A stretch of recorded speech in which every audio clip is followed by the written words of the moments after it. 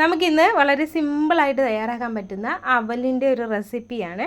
അപ്പോൾ ഇത് നമ്മുടെ മക്കൾക്ക് വേണ്ടിയിട്ടാണ്, അതായത് കൂടുതലായും ഞാൻ എൻ്റെ മോന് വേണ്ടിയിട്ടാണ് ഇങ്ങനെ ഒരു റെസിപ്പി തയ്യാറാക്കി എടുത്തിട്ടുള്ളത്.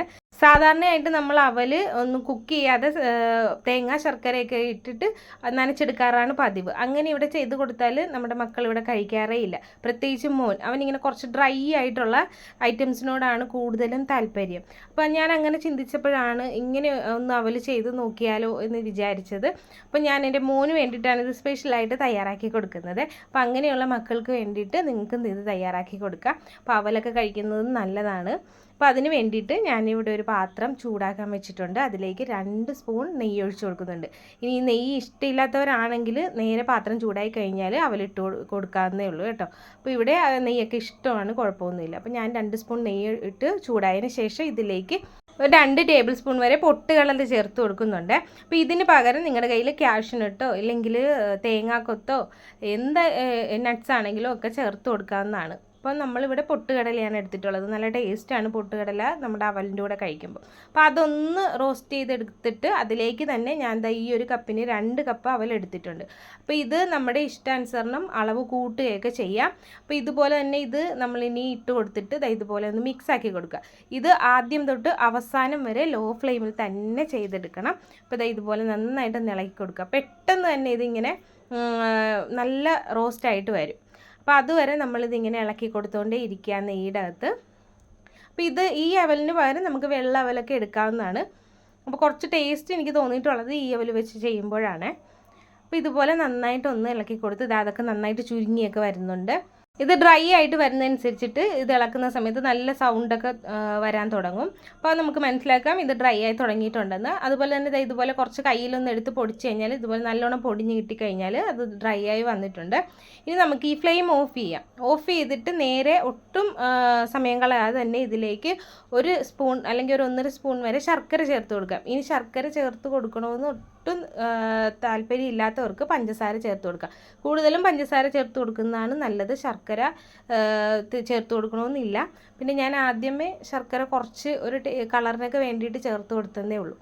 അപ്പോൾ ഇത് വളരെ കുറച്ച് ശർക്കര ചേർത്ത് കൊടുക്കുക, അല്ലെങ്കിൽ ഇത് തമ്മിൽ ഒട്ടിപ്പോവും. അപ്പോൾ പാനിയാക്കി ഒഴിച്ച് കഴിഞ്ഞാൽ അത് വേറൊരു രൂപത്തിലാകും. അതിനേക്കാൾ നല്ലത് ഇതുപോലെ നമ്മൾ പഞ്ചസാര ഇട്ട് കൊടുക്കുന്നതായിരിക്കും. അപ്പോൾ ഒരു 1.5 സ്പൂൺ വരെ പഞ്ചസാര ഞാൻ ഇതിലേക്ക് ചേർത്ത് കൊടുക്കുന്നുണ്ട്. അപ്പോൾ ഇപ്പോൾ ഒട്ടും തന്നെ നമ്മൾ ഫ്ലെയിം ഓണാക്കി വെച്ചിട്ടില്ല. ഇത് ആ ഒരു ചൂടിൽ തന്നെ ആ പഞ്ചസാര മെൽറ്റായിട്ട് വരണം. അപ്പോൾ ഒട്ടും തന്നെ മെൽറ്റായി വരുന്നില്ല, ചൂട് കുറഞ്ഞു പോയി എങ്കിൽ മാത്രം ഒന്ന് ഫ്ലെയിം ഓണാക്കി കൊടുക്കുക. അപ്പോൾ അത് ആ ഒരു ചൂടിൽ തന്നെ നന്നായിട്ട് ഇങ്ങനെ ഇളക്കി ആ പഞ്ചസാര എല്ലാം എല്ലാ സ്ഥലത്തും എത്തുന്ന രീതിയിൽ മിക്സാക്കി കൊടുത്തുകൊണ്ടിരിക്കുക. അങ്ങനെ നന്നായിട്ട് മിക്സാക്കി എടുത്തിട്ടുണ്ട്.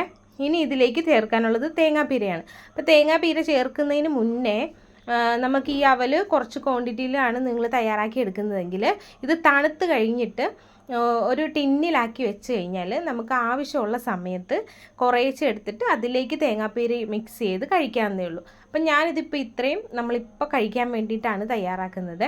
അപ്പോൾ അതുകൊണ്ട് തന്നെ ഇതിലേക്ക് നമുക്ക് കുറച്ച് തേങ്ങാപ്പീര ഇട്ട് കൊടുക്കാം. ഇനി ഫ്ലെയിം ഓണാക്കി കൊടുക്കുക. എന്നിട്ടൊരു 1 മിനിറ്റ് തൊട്ട് 2 മിനിറ്റ് വരെ വീണ്ടും ഒന്ന് ലോ ഫ്ലെയിമിൽ വെച്ചിട്ട് ഒന്ന് നമുക്കൊന്ന് കുക്കാക്കി എടുക്കാം. ഓവറായിട്ട് ഒന്നും കുക്ക് ചെയ്യാനില്ല, 1 മിനിറ്റ് അത്രയും മതിയാവും. അപ്പോൾ ജസ്റ്റ് ആ തേങ്ങയുടെ ആ നനവും കൂടെ ഒന്ന് മാറാൻ വേണ്ടിയിട്ടാണ്. ഇതിലേക്ക് ഇനി ചെറിയ ജീരകം, ഏലയ്ക്ക ഇത് രണ്ടും കൂടെ ഒന്ന് പൊടിച്ചിട്ട് അതും കൂടെ ചേർത്ത് കൊടുത്തു കഴിഞ്ഞാൽ വളരെ സിമ്പിളായിട്ട് നമുക്ക് തയ്യാറാക്കി എടുക്കാം. അപ്പോൾ നല്ല ഡ്രൈ ആയിട്ടും കിട്ടും. നമുക്ക് മക്കൾക്കൊക്കെ ഇങ്ങനെ ഡ്രൈ ആയിട്ട് കഴിക്കാൻ താല്പര്യമുള്ളവർക്കൊക്കെ ഇങ്ങനെ തയ്യാറാക്കി കൊടുക്കുക. അപ്പോൾ അവൽ നമ്മൾ സാധാരണ നനയ്ക്കുന്നതിനേക്കാളും നല്ലൊരു ടേസ്റ്റാണ് ഇങ്ങനെ തയ്യാറാക്കിയാൽ. അപ്പോൾ എന്തായാലും നിങ്ങളിതിങ്ങനെ തയ്യാറാക്കി നോക്കണം. അപ്പോൾ ഞാനിതൊരു വാഴയിലയിലേക്ക് മാറ്റിയിട്ടുണ്ട്. അപ്പോൾ ഇത് ഇങ്ങനെ ഡ്രൈ ആയിട്ടിരിക്കുന്നതുകൊണ്ട് തന്നെ നമ്മളിതിങ്ങനെ വെച്ചാൽ ഇതിങ്ങനെ ഇരിക്കത്തില്ല, പെട്ടെന്ന് തന്നെ അതങ്ങ് പൊടിഞ്ഞ് താഴേക്ക് വീഴാൻ തുടങ്ങും. അപ്പോൾ അത്രയ്ക്ക് അത് ഡ്രൈ ആയിട്ടുണ്ടെന്നാണ് അതിൻ്റെ ഒരു അർത്ഥം. അപ്പോൾ ഒരു ഗ്ലാസ്സിൽ ഞാൻ കുറച്ച് കട്ടൻ ചായയും കൂടെ എടുത്തിട്ടുണ്ട്. അപ്പോൾ ഇത് നല്ല മധുരമുള്ള അവലായതുകൊണ്ട് നമ്മളിനി ചായയൊക്കെ സെപ്പറേറ്റ് മധുരമൊന്നും ചേർത്ത് കൊടുക്കണമെന്നില്ല. അങ്ങനെ കട്ടൻ ചായയും റെഡി ആയിട്ടുണ്ട്, അവലും റെഡി ആയിട്ടുണ്ട്. അപ്പോൾ പെട്ടെന്ന് തന്നെ നമുക്ക് റെഡിയാക്കി എടുക്കാം. നമ്മുടെ ചായ തിളയ്ക്കുന്ന സമയം കൊണ്ട് തന്നെ നമുക്ക് തയ്യാറാക്കി എടുക്കാൻ പറ്റുന്ന അടിപൊളി ഐറ്റമാണ്. എല്ലാവരും ഒന്ന് ട്രൈ ചെയ്യുക. നമ്മുടെ ചാനൽ ആദ്യമായിട്ട് കാണുന്നവരൊന്ന് സബ്സ്ക്രൈബ് ചെയ്യുക. താങ്ക്